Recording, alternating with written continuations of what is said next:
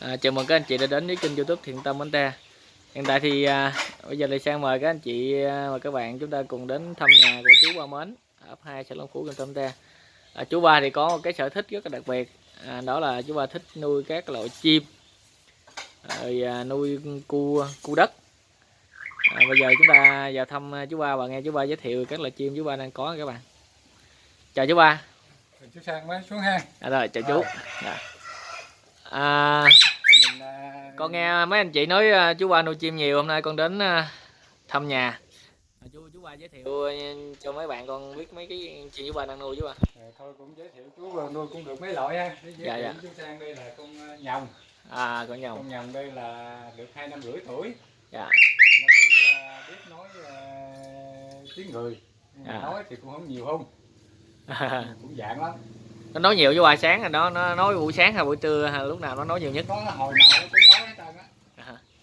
Nó nói đủ thứ hả? Nghĩa là mình chọc nó nói hay sao? Hay là nó muốn nói hả? Chọc nó nói cũng nói, mà nhiều khi nó muốn nói gì nói à. Nó cũng đa dạng lắm. 2 năm rưỡi rồi. 2 năm rưỡi. Hồi chú mua là giờ có chút xíu hả? Mua còn nó còn nhỏ, còn đang đút ăn. Để nó muốn nói nó phải chú phải cho ăn ớt hả chú Ba? Cho ăn ớt hả? Không, mình cho ăn thức ăn người ta sản xuất chuyên dụng cho nó dạ. cám ớt dinh dưỡng á. Dạ. Màu đỏ có pha với ớt á. Nó đang nghiên cứu, nó nghe mình nói hay gì đó. Không biết nghe để ý lắm. Chào chú Sang đi. Nó đang nghe. Chào chú Sang.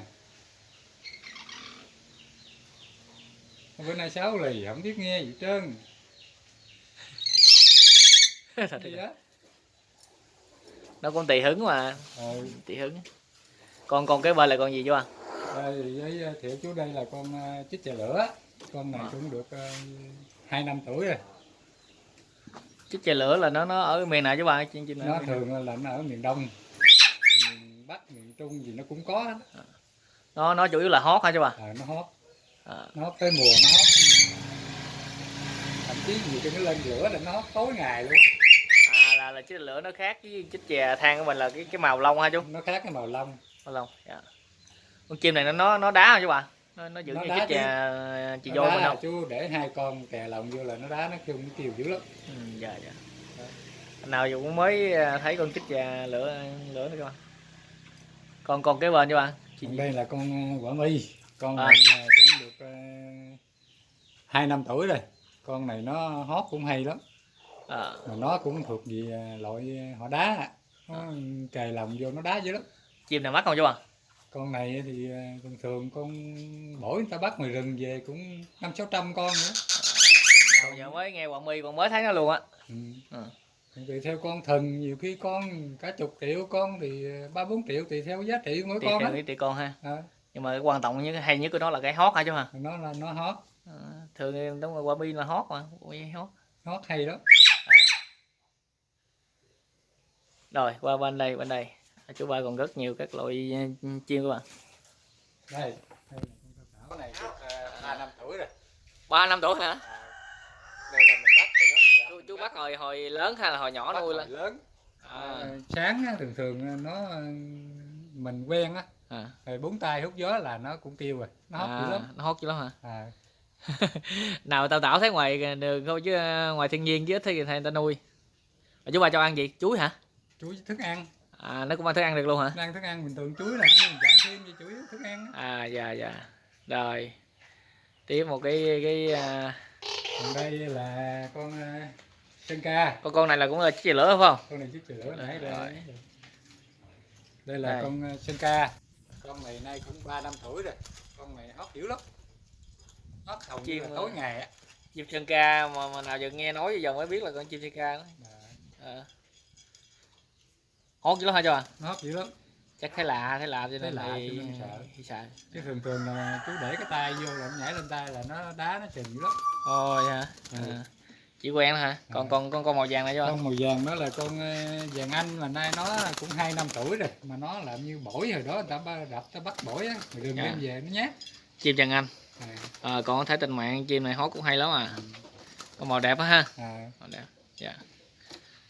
Còn đây là con chích chà than. Chích chào than này nay 3 năm tuổi rồi. Ồ. Nó cũng đang thay lông á. Chích chào than là chị dôi mình hết chứ ba? Chị dôi mình á. À, chim chị dôi. Dạ. Hót là nghe cũng hay lắm. Chích chào than thì khỏi nói rồi, nó chịu hót à. Cái này chú ba bắt hả hay là Cái này mua? cũng mua. Dạ. Mua đây 3 năm rồi đó. 3 năm rồi. Dạ. Này nó cũng đá được á, chứ thằng nuôi mà nuôi giữ lên là nó đá dữ lắm ạ. Rồi. Còn con đây là quả mi phải không? Quả mi rồi. Một cái loài chim mà chú ba thích và nuôi nhiều nhất trong nhà đó các bạn, đó là cu đất. Đây các bạn thấy nhiều con cu đất, có nhiều loại. Đây là chuồng lồng cu. Đây các bạn thấy. Cu đất. Này là chú ba cũng mua hả chú ba? Cũng mua. Mua dạ.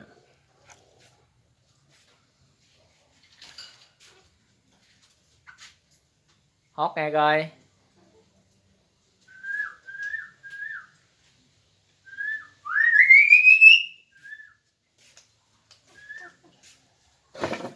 Cho tới chú Sang quay phim mà mấy đứa bay không hót gì trơn vậy. Chắc cái lạ nè. Mà hót nãy giờ đã rồi, nó cũng có giá.